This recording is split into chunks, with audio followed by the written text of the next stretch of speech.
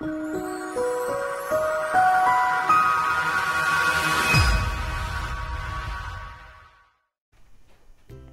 à toutes et à tous, ici Violetta de cpvt.fr et aujourd'hui je vais vous parler de la fatigue émotionnelle. Allons-y. Être fatigué émotionnellement signifie ne plus avoir de force. Ça se produit souvent lorsque vous vivez votre vie d'une façon mécanique, sans penser, sans réfléchir, sans éprouver des émotions, comme si tout vous a été imposé. Mais comment savoir s'il s'agit bien d'une fatigue émotionnelle ? Voici quelques indications qui vont vous permettre justement de vous rendre compte si vous êtes fatigué émotionnellement ou pas. La première indication, c'est une fatigue constante. Et ça, c'est différent de la fatigue normale parce que c'est une fatigue que vous ressentez tout le temps, même en étant reposé. C'est comme si votre corps ou votre esprit ne voulait pas travailler. La deuxième indication, c'est le cynisme.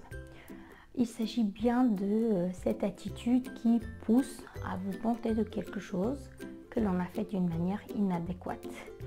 Et souvent, ça montre un ras-le-bol général de la vie et de tout ce qui se passe autour de vous. Vous êtes tellement épuisé émotionnellement que vous bloquez vos sentiments, on va dire vous vous anesthésiez, et vous êtes tellement fatigué que vous n'avez plus de force de résister, voire d'essayer quelque chose de nouveau. Troisième signe, c'est le détachement. Il s'agit d'un détachement qui est ressenti comme une impossibilité à vous connecter avec les personnes ou la situation dans laquelle vous vous trouvez. C'est comme une sorte de distance invisible qui vous empêche de créer des liens authentiques avec le monde et la vie. Le quatrième signe, c'est le sentiment d'inefficacité. Je pense que pour la plupart d'entre vous, vous avez eu des moments où vous l'avez forcément ressenti. C'est un sentiment où on a l'impression qu'on est inefficace, qu'aucun effort ne sera suffisant pour atteindre nos objectifs. Et du coup, souvent on minimise aussi les réussites. Et ce sentiment d'inefficacité, pour le coup, nourrit la fatigue émotionnelle. On est avec l'impression qu'on a besoin d'une tonne d'énergie pour réussir ce qu'on a envie de faire et dont on n'en dispose pas. Et donc du coup, souvent, on se retrouve à opter pour la passivité. Autre signe, c'est l'ennui fréquent. Tout nous semble ennuyeux, monotone. On n'a pas envie de faire quoi que ce soit.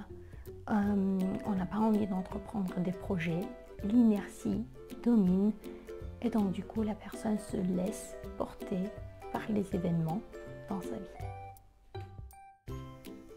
Si vous pensez être victime de la fatigue émotionnelle, ce que vous devez savoir, c'est que tout peut changer.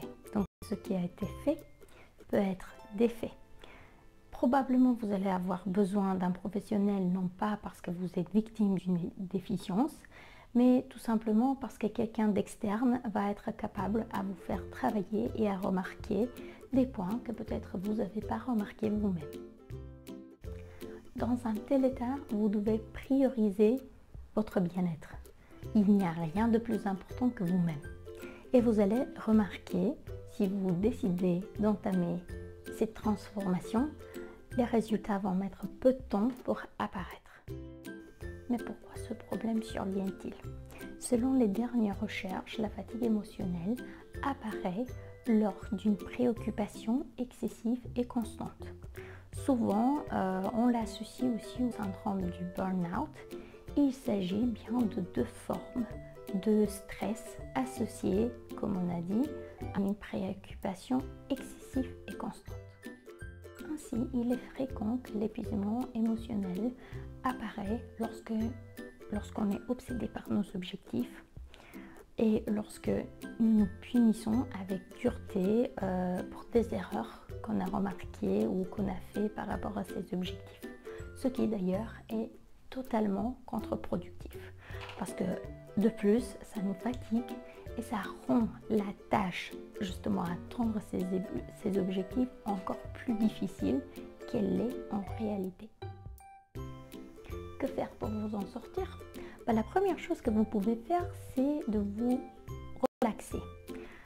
Si vous voulez vraiment éviter la fatigue émotionnelle, ce qu'il vous faut, c'est d'atteindre un certain niveau de tranquillité.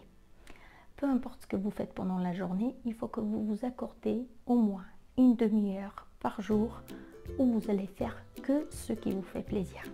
Et si vous ne savez pas ce qui vous fait plaisir là tout de suite, je peux vous recommander de faire de la méditation.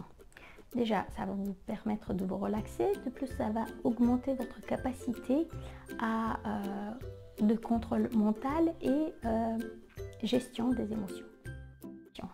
Dans le monde dans lequel on vit, qui est devenu très dynamique, il y a des informations partout, il y a les téléphones portables, la télé, les ordinateurs, on est tout le temps bombardé par des informations. Et du coup, on peut très facilement se laisser distraire. Mais si vous voulez éviter la fatigue émotionnelle, il faut éviter que l'environnement prenne le contrôle de votre vie. Donc, si vous décidez de travailler, il faut laisser le téléphone portable et vous concentrer sur votre travail. Oubliez vos collègues, oubliez leurs problèmes, concentrez-vous sur le travail. Si vous avez décidé de vous relaxer, il faut oublier le travail, il faut oublier les collègues, il faut vous concentrer sur le fait de vous relaxer et de faire ce qui vous fait plaisir. Et soyez réaliste. On a tous tendance à nous créer des listes qui sont plus longues que celles qu'on peut réaliser réellement. Et donc du coup, on se retrouve à faire 10 000 choses à la fois, ce qui nous épuise et puis finalement c'est néfaste pour notre productivité. Donc, essayez, il faut apprendre à vous connaître, à savoir ce que vous allez pouvoir faire. Et si vous ne réussissez pas à faire tout ce que vous avez prévu de faire, ne vous inquiétez pas.